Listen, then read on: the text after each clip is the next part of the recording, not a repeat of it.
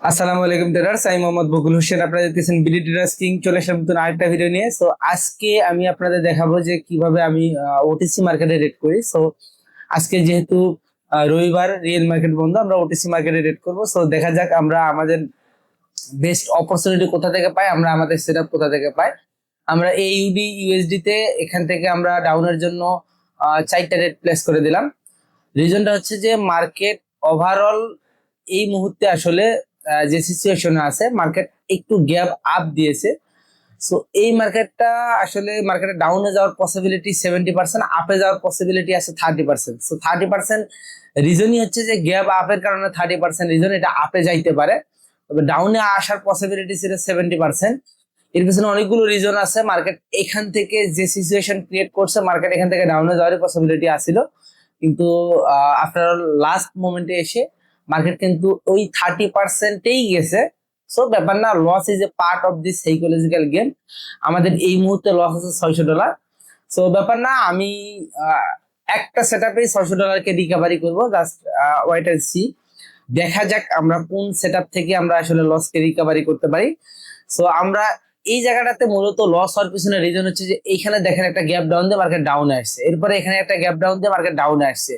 So এই যে এই ক্যান্ডেলটা, এখানে একটা গ্যাপ আপ দিয়ে মার্কেট কিন্তু আপে গেছে। সো এই মানে রুলসটাই এখানে ফলো করছে, গ্যাপ আপ দিয়ে মার্কেট মূলত আপে গেছে। মূলত এইটাই ছিল এখানে রিজন, যে মার্কেট এখান থেকে গ্যাপ আপ দিছে, মানে এই মার্কেটটা আপে যাওয়ার পসিবিলিটি এখানে ছিল। তাছাড়া আদারওয়াইজ ওভারঅল মার্কেট সিচুয়েশন ছিল যে মার্কেট এখান থেকে ডাউনে যাবে। যাই হোক, আর লস হবেই, হতেই হবে, এটাই স্বাভাবিক, হবেই। যে যত বড় ট্রেডারই হোক না কেন, লস হওয়ার মানে সম্ভাবনা থাকবে মার্কেটে, সেটা বিষয় না। আমরা দেখি আমরা এইখান থেকে অপরচুনিটি নেব। আমরা এখান থেকে টোটালে 10টা রেট প্লেস করে দেবো। সো যেহেতু আমাদের হচ্ছে $600 লস আছে, সো এখান থেকে সবগুলো ট্রেড আমার এটা মাস্ট প্রফিট হবে। ওকে, সো এইখান থেকে প্রফিট হওয়ার রিজন হচ্ছে মার্কেট এইখানে কিন্তু গ্যাপ ডাউন দিয়েছে। দেখেন এখানে গ্যাপ ডাউন দিয়েছে ওভারঅল। এরপরে হচ্ছে যে ক্যান্ডেলটা লাস্ট যে ক্যান্ডেলটা ক্রিয়েট করছে, এটা কিন্তু গ্যাপ ডাউন দিয়ে আসছিল। সো ওটিসি মার্কেটের কিছু ট্র্যাপ আছে, যে ট্যাপ গুলোতে আমরা ম্যাক্সিমাম টাইম আমরা হচ্ছে এই ট্যাপ গুলোতে পড়ি। সো এখানেও একটা ট্যাপ ক্রিয়েট করছে মার্কেট, এইখানে একটা গ্যাপ ডাউন দিয়ে বায়ার আসছে। সো সকলে চিন্তা করবে যে মার্কেট এখান থেকে ওভারঅল সিচুয়েশন হিসেবে মার্কেট কিন্তু আপে যাওয়ার পসিবিলিটি, কিন্তু এখানে মার্কেট ডাউনে আসবে। এই রিজন, এর পিছনে রিজন আরো একটা, সেটা হচ্ছে যে এখানে ক্যান্ডেল যদি আপনারা দেখেন, দুটা করে সেলারের পরে একটা করে বায়ারের পরে একটা করে সেলার, দুটা করে সেলারের পরে একটা করে বায়ার, দুটা করে সেলারের পরে একটা করে বায়ার, এরপরে একটা গ্যাপ ডাউন। সো ওভারঅল সবগুলো ট্রেড প্রফিট হয়েছে। জাস্ট দেখেন আমি কিন্তু এখন $330 লস থেকে প্রফিটে চলে আসছি, এইখানে শুধুমাত্র জায়গা বুঝে ট্রেড করার কারণে। সো বলছিলাম যে লস হবেই, তবে এটাকে রিকভারি করার জন্য পর্যাপ্ত পরিমাণ ব্যালেন্স থাকতে হবে, কনফিডেন্স থাকতে হবে, আপনার মনোবল থাকতে হবে, তাহলে আপনি এখান থেকে প্রফিটেবল হইতে পারবেন। ওকে, সো আমরা দেখি নেক্সট অপরচুনিটি কোথায় পাই। আমরা কিন্তু আমাদের যে লস ছিল এটা রিকভারি হয়ে আমরা কিন্তু প্রফিটে আসছি। আমরা এরপরেও কিছু ট্রেড প্লেস করব দেখার জন্য, বা ট্রেড প্লেস করব, আমাদের আর অল্প কিছু প্রফিট করব।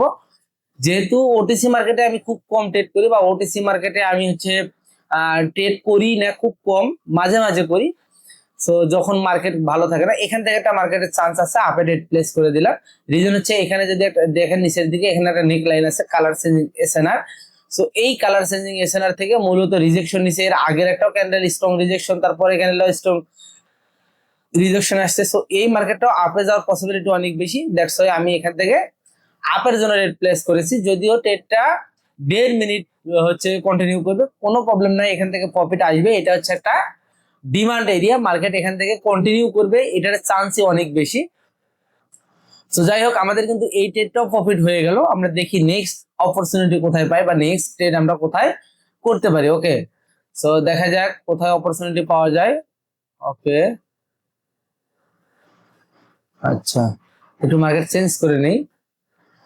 USD BRL. ওকে, এই ক্যান্ডেলটা দেখি, এটা নিচে থেকে উইক ক্রস করে আসছে। এটা যদি স্ট্রং বায়ার ক্রিয়েট করে নেক্সট ক্যান্ডেল কন্টিনিউ করবে, এটার চান্স 85%। সো যেহেতু এটা একটা হচ্ছে ব্রেকআউট মোমেন্টাম ক্রিয়েট করছে, মার্কেট অলরেডি এই জায়গায় কিন্তু একটা রিট্রেসমেন্ট আসছে, এরপরে এই যে গ্যাপ আপ দিয়েছে এবং মার্কেট নিচ থেকে উইক ক্রস করে আসছে, সো এই মার্কেট কন্টিনিউ করবে, এই জন্য আমরা দুইটা রেট প্লেস করে দিলাম। ইনশাল্লাহ এটা প্রফিট হবে, আশা করা যায় এটা প্রফিট হবে।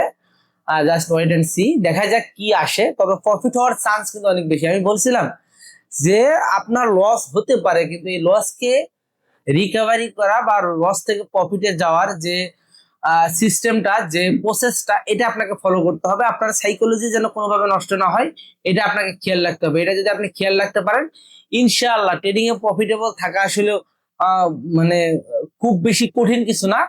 তবে এই প্রফিটটাকে ধরে রাখা বা প্রফিটটাকে বুক করাটাই হচ্ছে সবচেয়ে বড় জিনিস, যেটা আমাদের ভিতরে নাই, যে প্যাশন, যে ধৈর্যটার প্রয়োজন, এইটা আমরা চর্চা করি না। আমরা সকলে ট্রেডিং এর যে স্ট্র্যাটেজি চর্চা করি, বাট এই যে দেখেন $605 প্রফিট হয়েছে।